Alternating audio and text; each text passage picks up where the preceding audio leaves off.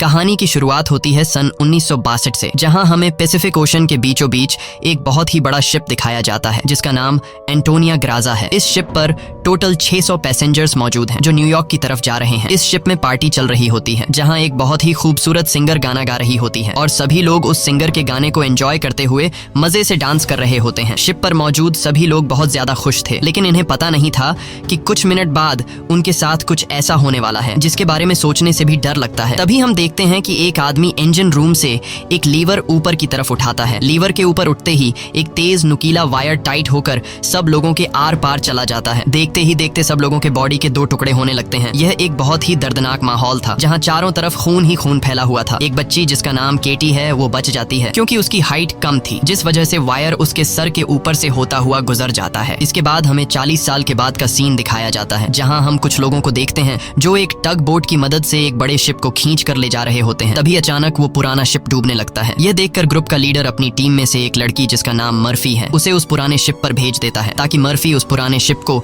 जिस वायर से बांध कर ले जाया जा रहा था उसे आजाद कर दे, वरना अगर यह पुराना शिप डूब गया तो उसके साथ साथ इनकी ये टग बोट भी डूब जाएगी। मर्फी जब उस पुराने शिप पर पहुंचती है तो उसे पता चलता है कि पुराने शिप के निचले हिस्से में दरार पड़ चुकी है, जिस वजह से शिप में तेजी से पानी भरता जा रहा है और अगले 5 मिनट में यह शिप पानी में डूब जाएगा। मर्फी ये बात अपनी टीम के लीडर को बताती है। ये सुनकर टीम का लीडर मर्फी को ऑर्डर देता है कि जिस वायर से हम इस शिप को खींच रहे हैं उस वायर को आजाद कर दो और फौरन वहां से निकलकर हमारे पास टग बोट पर पहुंचो क्योंकि हम इस पुराने शिप को छोड़कर जाने वाले हैं। तभी टीम के 2 और साथी भी मर्फी के पास पहुंच जाते हैं और वो भी मर्फी को बाहर निकलकर शिप को छोड़ने के लिए कहते हैं, लेकिन इस शिप को ढूंढने में उन्हें 3 महीने लगे थे, जिस वजह से मर्फी इतनी आसानी से इस शिप को छोड़कर नहीं जाने वाली थी। वो शिप को बचाने के लिए नीचे पानी में कूद जाती है, जिसे देखकर ऊपर बैठे 2 साथी भी औजार लेकर मर्फी के पीछे कूद जाते हैं। ये तीनों जैसे तैसे करके शिप को डूबने से पहले ही उसकी दरार पर वेल्ड करके शिप को डूबने से बचा लेते हैं और इस शिप को यह लोग मार्केट में बेचकर बहुत सारा पैसा बना लेते हैं और यह पैसा टीम का लीडर सभी लोगों में बराबर बराबर बांट देता है। यहीं जैक नाम का एक आदमी इन लोगों पर काफी देर से नजर रखे हुए था और इन सब की बातें सुन रहा था। उसे पता चल जाता है कि यह लोग समुद्र में जो शिप गायब हो जाते हैं ये लोग उन शिप्स को ढूंढ निकाल कर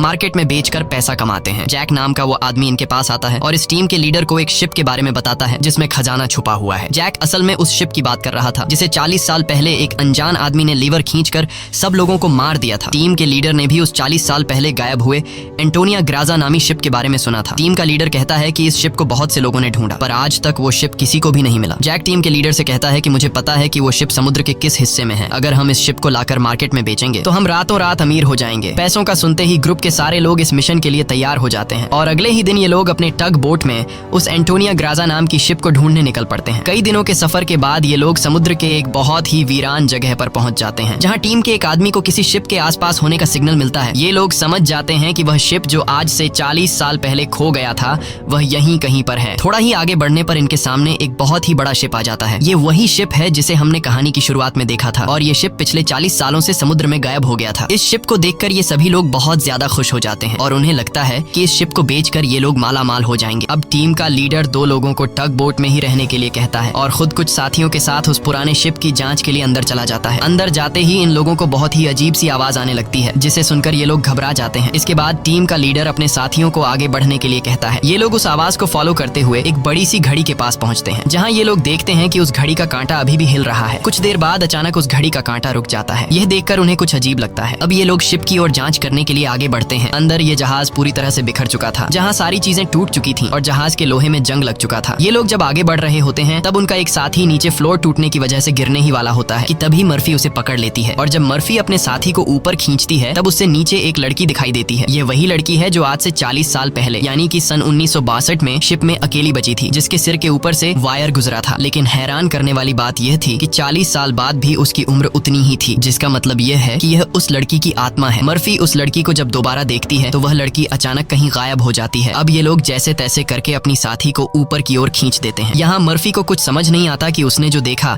वह सच था या फिर कोई वहम, लेकिन यह सब देखकर मर्फी बहुत ज्यादा डर जाती है। अब यह शिप बहुत ही ज्यादा बड़ा था, इसलिए ये लोग इसे और एक्सप्लोर करने लगते हैं और चलते चलते शिप के मेन कैबिन तक पहुंच जाते हैं जहां जांच करते हुए उन्हें एक डिजिटल वॉच मिलती है। ये देखकर ये लोग कंफ्यूज्ड हो जाते हैं क्योंकि आज से 40 साल पहले इस तरह की डिजिटल वॉच नहीं हुआ करती थी और इस वॉच को देखकर ये लोग समझ जाते हैं कि जरूर हमसे पहले भी यहाँ कुछ लोग आ चुके हैं। इसके बाद ये सब वापस अपने टग बोट पर आते हैं और टीम का लीडर डिसाइड करता है कि अगले दिन हम इस शिप को टग बोट से बांध कर ले जाएंगे। अगली सुबह उन्हें पता चलता है कि शिप में एक बहुत बड़ा होल है जिसकी वजह से धीरे धीरे शिप पानी में डूब रहा है। टीम का लीडर कहता है कि इस हालत में शिप को टग बोट से बांध कर ले जाना नामुमकिन है क्योंकि शिप में ढेर सारा पानी जमा हो चुका है। पानी की वजह से शिप का वजन कई गुना बढ़ चुका है, इसीलिए इस पुराने शिप को टग बोट से बांध कर ले जाना एक बेवकूफी होगी। अब ये लोग डिसाइड करते हैं कि पहले हम शिप के होल को वेल्ड करके बंद करेंगे और फिर शिप के अंदर मौजूद सारा पानी निकाल कर इसे टग बोट से बांध कर ले जाएंगे। कैप्टन की बात सबको ठीक लगती है, जिसके बाद ये सभी अपने अपने काम पर लग जाते हैं। कुछ साथी शिप के होल को रिपेयर करने में लग जाते हैं और कुछ शिप के अंदर मौजूद खजाना ढूंढने में लग जाते हैं। मर्फी खजाने की जांच में आगे बढ़ते हुए एक स्विमिंग पूल के पास पहुंचती है। स्विमिंग पूल को देखकर वह हैरान रह जाती है क्योंकि स्विमिंग पूल पर ढेर सारे गोलियों के निशान थे। अब वह स्विमिंग पूल से जब ऊपर की तरफ आ रही होती है तभी एक बार फिर से वह लड़की मर्फी के सामने आ जाती है, जिसे देखकर डर के मारे मर्फी वापस नीचे पूल में गिर जाती है। उसका सर तेजी से स्विमिंग पूल के फ्लोर से टकराता है और खून निकलना शुरू हो जाता है, पर स्विमिंग पूल उसके खून को अब्सॉर्ब कर लेता है। मर्फी एक बार फिर से जब ऊपर देखती है तो वो लड़की वहाँ नहीं थी और अब वहाँ पर जैक होता है। जैक मर्फी को स्विमिंग पूल से बाहर निकालने में मदद करता है। बाहर निकलते ही मर्फी जैक से कहती है कि मैंने अभी अभी यहाँ पर एक लड़की देखी है, लेकिन पता नहीं वह अचानक कहाँ गायब हो गई। जैक मर्फी से कहता है कि यह तुम्हारा वहम होगा, यहाँ पर कुछ भी ऐसा नहीं है। इसके बाद ये दोनों आगे बढ़ते हैं और इन दोनों के यहाँ से जाने के बाद स्विमिंग पूल पूरी तरह से खून से भर जाता है। दूसरी तरफ टीम के लीडर को उस पुराने शिप के कैप्टन का रूम मिल जाता है। टीम का लीडर जब रूम के अंदर जाता है तो रूम काफी बुरी हालत में था। रिसर्च करने पर टीम के लीडर को वहाँ पर कुछ भी खास नहीं मिला। जब टीम के लीडर की नजर सामने टेबल पर पड़ती है तो वह देखता है कि टेबल पर एक शराब की बोतल और ग्लास में किसी ने पैक बनाकर रखा है। यह सब देखकर ऐसा लग रहा था जैसे अभी अभी कोई शराब पीकर चला गया हो। टीम का लीडर जैसे ही इस ग्लास को उठाकर पीने वाला होता है तब उसकी नजर सामने लगे शीशे पर पड़ती है और शीशे में टीम के लीडर को इस पुराने शिप का कैप्टन दिखाई देता है। ये देखकर टीम का लीडर बहुत ज्यादा डर जाता है और उसके हाथ से शराब की ग्लास गिरकर टूट जाती है और टीम का लीडर डर के मारे वहाँ से निकल जाता है। इस शिप पर सभी के साथ अजीबोगरीब इंसिडेंट्स हो रहे थे। टीम का एक साथी जिसका नाम मार्क है, उसे इस शिप पर किसी लेडी सिंगर के गाने की आवाज सुनाई देने लगती है। वह उस आवाज को फॉलो करते हुए शिप के ग्राउंड एरिया में पहुंच जाता है जहाँ पर वह लेडी सिंगर भी मौजूद होती है। ये वही सिंगर थी जिसे हमने कहानी की शुरुआत में देखा था। दूसरी तरफ मर्फी और जैक आगे बढ़ते हुए लॉन्ड्री रूम से बाहर जाने वाले गेट को जैसे ही खोलते हैं तभी अंदर जमा हुआ सारा पानी उनके ऊपर आ जाता है, जिसमें कई सारे लोगों की डेड बॉडीज थीं। मर्फी और जैक डर के मारे वहां से आगे बढ़ने लगते हैं। आगे बढ़ते हुए उनके सामने एक कैबिन का दरवाजा खुलता है। अंदर जाने पर जैक को एक बहुत ही लग्जरी कार मिलती है जिसे देखकर वह बहुत खुश होता है, पर मर्फी को यहाँ कुछ गड़बड़ महसूस होता है, इसलिए वह जल्दी ही यहाँ से निकलना चाहती थी। तभी एक दूसरे रूम से उन्हें कुछ हिलता हुआ नजर आता है। जब ये दोनों उस चीज के करीब आते हैं और उसके ऊपर रखा हुआ सामान हटाकर देखते हैं तो उनकी आंखें खुली की खुली रह जाती हैं क्योंकि वहां पर सोने से भरा हुआ एक बॉक्स पड़ा था। ये देखकर मर्फी अपने बाकी साथियों को तुरंत बुला लेती है और जब सब यहाँ पहुंचते हैं तो सामान हटाने पर उन्हें इसी तरह के 9 बॉक्स मिलते हैं और हर एक बॉक्स में 28 गोल्ड प्लेट्स पड़ी हुई थी, जिसे देखकर सभी की खुशी का ठिकाना नहीं रहता क्योंकि ये सभी रातों रात अमीर हो गए। इतने बड़े खजाने को ढूंढने के बाद ये लोग डिसाइड करते हैं कि इस शिप को यहीं छोड़ देंगे और सिर्फ सोना यहाँ से लेकर जाएंगे। इसके बाद ये लोग सारा का सारा गोल्ड अपने टग बोट पर रख देते हैं और अब ये लोग यहाँ से निकलने की तैयारी करते हैं। टग बोट को चलाने वाला कैप्टन बोट को स्टार्ट करने के लिए इंजन की सफाई करने लगता है और तभी हमें दिखाया जाता है कि टग बोट में रखा गया सिलेंडर का वाल्व अपने आप चालू हो गया है, जिससे हवा में गैस फैलना शुरू हो जाता है। वही मर्फी एक बार फिर से उसी लड़की को देखती है जो उसकी तरफ तेजी से भागती हुई आ रही होती है, जैसे वह मर्फी को कोई बात बताना चाहती हो, पर तभी उसे कोई पकड़कर नीचे धकेल देता है और जैसे ही टग बोट का कैप्टन इंजन को ऑन करता है तभी सिलेंडर से निकली गैस की वजह से पूरे बोट में एक बहुत ही बड़ा ब्लास्ट होता है जिसमें टग बोट का कैप्टन मारा जाता है। अब ये लोग समुद्र के बीचों बीच एक सुनसान शिप पर फंस चुके थे। ये सभी लोग बहुत ज्यादा परेशान होते हैं क्योंकि उनके पास जो यहाँ से निकलने का टग बोट था वह पूरी तरह से तबाह हो चुका था। इनका एक साथी जिसका नाम मार्क है, वो अपनी गर्लफ्रेंड की फोटो देखकर बहुत ज्यादा परेशान हो जाता है क्योंकि 2 हफ्ते बाद उनकी शादी होने वाली थी और अब उसे लगता है कि वह कभी भी यहाँ इस शिप से बचकर नहीं जा पाएगा। परेशानी में मार्क वहाँ रखी कई साल पुरानी शराब पीने लगता है। दूसरी तरफ मर्फी भी कंफ्यूज्ड होती है कि उसे बार बार वह लड़की क्यों दिखाई दे रही है, इसीलिए मर्फी उस लड़की के बारे में जानने की कोशिश करती है। वह शिप के डेटा में पैसेंजर्स के नाम चेक करती है जिससे उसे पता चल जाता है कि जो लड़की उसे दिखाई दे रही है उसका नाम केटी है। रिसर्च करते हुए वह केटी के रूम तक पहुंच जाती है जहां अलमारी का दरवाजा खोलते हुए उसे केटी का ढांचा मिल जाता है, जिसे देखकर मर्फी बहुत ज्यादा डर जाती है। फिर जैसे तैसे करके मर्फी खुद को संभालती है और उस ढांचे के गले में लटके लॉकेट को उतार कर देखती है जिसमें उस छोटी लड़की के पेरेंट्स की फोटो थी जो उसके पीछे ही खड़ी थी। उसे देखकर मर्फी को एक जोरदार झटका लगता है। केटी कहती है कि वह लॉकेट बंद मत करना, क्योंकि बहुत साल बाद मैं अपने मॉम डैड को देख रही हूँ। मर्फी को अब भी यकीन नहीं हो रहा था कि वो एक मरी हुई लड़की से बात कर रही है, पर जब वह लॉकेट को केटी के हाथ में देने लगती है तो लॉकेट केटी के हाथ से आर पार चला जाता है। और अब जाकर मर्फी को यकीन हुआ कि यह लड़की कोई इंसान नहीं बल्कि एक आत्मा है। केटी मर्फी को बताती है कि इस शिप पर और भी कई सारे लोगों की आत्मा कैद है और तब तक यह सोल यहाँ से आजाद नहीं हो सकती जब तक उस आदमी को न मारा जाए जो लोगों की आत्मा को यहाँ पर कैद करता है। मर्फी केटी से पूछती है कि कौन है वो आदमी जिसने तुम्हें और बाकी लोगों की आत्माओं को यहाँ कैद कर रखा है। केटी जैसे ही मर्फी को उस आदमी के बारे में बताने वाली होती है तभी अचानक छत पर कुछ अजीब से कीड़े निकलने लगते हैं, जिसे देखकर केटी बहुत ज्यादा डर जाती है और वह मर्फी से कहती है कि जल्द से जल्द इस शिप से तुम लोग निकल जाओ वरना तुम लोग मारे जाओगे। इसके बाद केटी गायब हो जाती है। दूसरी तरफ मार्क पूरी बोतल पीने के बाद उसे चक्कर आने लगा। उसके आसपास पड़े सभी टेबल और चेयर्स हिलने लगते हैं। देखते ही देखते सब कुछ रिपेयर होकर नया हो गया और आज से 40 साल पहले जो लोग इस शिप में मारे गए थे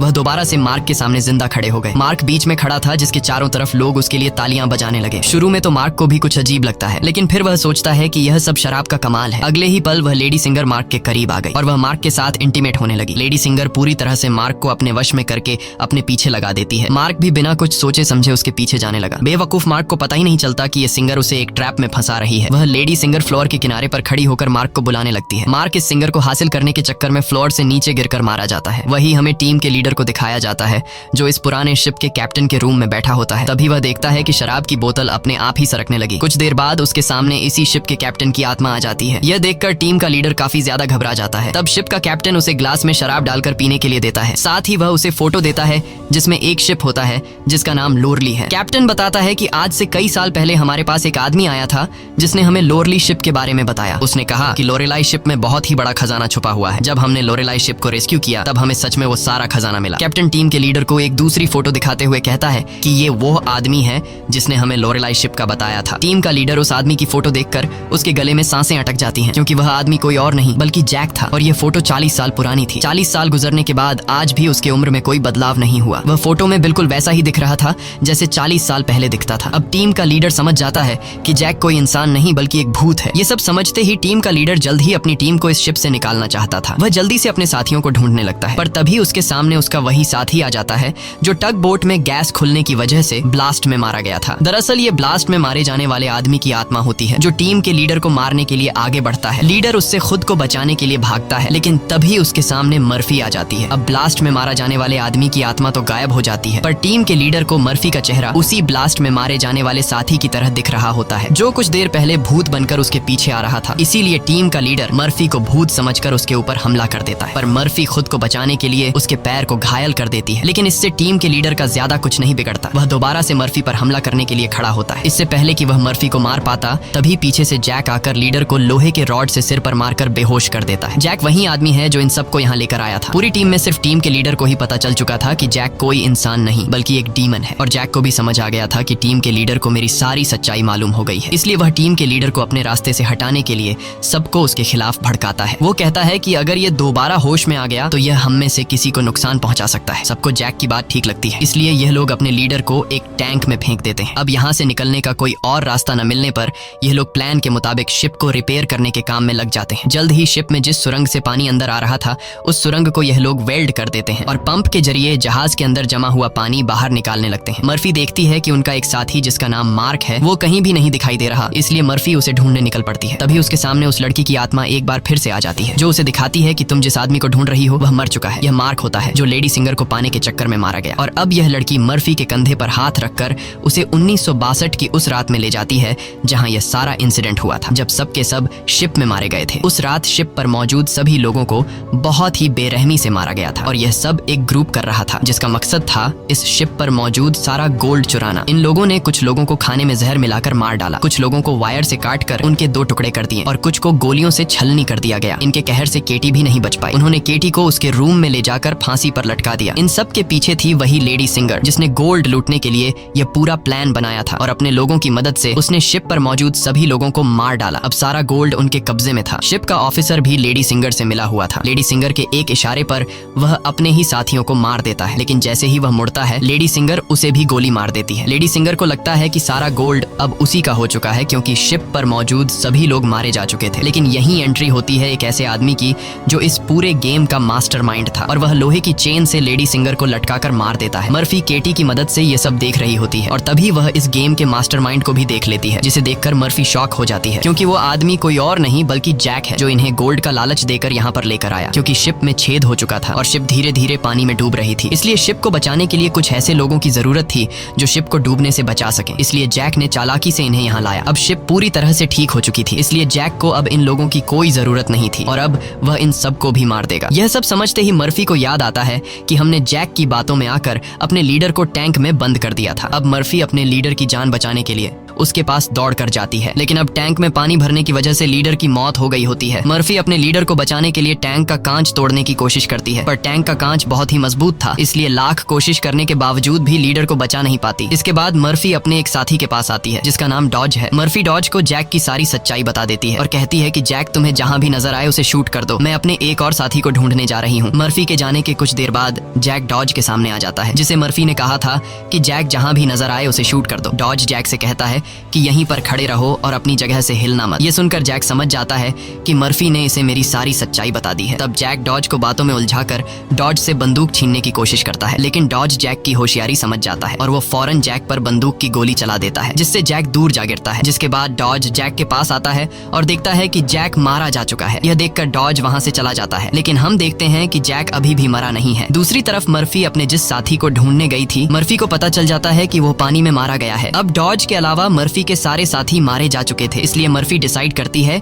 कि वो इस पूरे शिप को तबाह कर देगी। जिसके बाद मर्फी शिप के हर एक कोने में बॉम्ब फिट करने लग जाती है और तभी उसके पास डॉज आ जाता है। डॉज मर्फी को बताता है कि मैंने जैक को मार दिया। ये सुनकर मर्फी कहती है कि जैक नहीं मरने वाला है, क्योंकि जैक कोई इंसान नहीं बल्कि एक डीमन है, इसलिए हमें यह पूरी शिप ब्लास्ट करनी होगी ताकि जैक हमारी तरह और किसी इंसान को यहाँ लाकर न फंसा सके। और जैक ने जितने भी सोल्स को इस शिप में कैद कर रखा है वो सभी आजाद हो जाएंगे। डॉज यहाँ पर गुस्से से मर्फी को समझाता है कि हमें शिप को ब्लास्ट नहीं करना चाहिए, क्योंकि इस तरह से शिप में रखा सारा गोल्ड बर्बाद हो जाएगा और हमें बिना गोल्ड हासिल किए खाली हाथ घर लौटना होगा। मर्फी कहती है कि यह गोल्ड दरअसल जैक का एक चाल है जो हम यहाँ से कभी भी नहीं ले जा पाएंगे, इसलिए मुझे हर हाल में यह शिप ब्लास्ट करनी होगी। अब जैक समझ जाता है कि मर्फी किसी भी हाल में नहीं मानने वाली, इसलिए जैक अपने असली रूप में आ जाता है, जिससे हम समझ जाते हैं कि जैक ने डॉज को भी मार दिया था। जैक उसे बताता है कि तुम्हारा और मेरा काम एक ही है, जिस तरह से तुम समुद्र में फंसी हुई शिप्स को जमा करती हो उसी तरह से मैं सोल्स को जमा करता हूँ। पहले मैं भी इंसान था, लेकिन मैंने बहुत पाप किए जिसके बदले मुझे यह काम दिया गया और अब मैं सोल कलेक्टर हूँ, जिसके लिए मुझे शिप की जरूरत है और मैं नहीं चाहता कि तुम इस शिप को ब्लास्ट करो। जैक मर्फी को एक चांस देता है। वो कहता है कि जाओ, मैं तुम्हें नहीं मारूंगा, लेकिन बदले में तुम्हें इस शिप को ब्लास्ट नहीं करना होगा। पर मर्फी उसकी बात नहीं मानती। जिसके बाद जैक एक लोहे के रॉड से उस पर हमला कर देता है, जिससे मर्फी नीचे गिर जाती है। अब जैसे ही जैक मर्फी को मारने के लिए आगे बढ़ता है, तब मर्फी एक तीर चलाकर उस बॉम्ब वाले रिमोट पर निशाना लगाती है और खुद फौरन पानी में कूद जाती है। जिसके बाद शिप में एक बहुत बड़ा ब्लास्ट होता है। ब्लास्ट की वजह से शिप पानी में डूबने लगती है और मर्फी पानी के अंदर शिप के नीचे फंस चुकी होती है। अब उसे बाहर निकलने का कोई रास्ता नहीं दिखता और उसकी सांसें भी फूलने लगती हैं। पर तभी वहाँ पर केटी की आत्मा आती है, जो मर्फी को हाथ से पकड़कर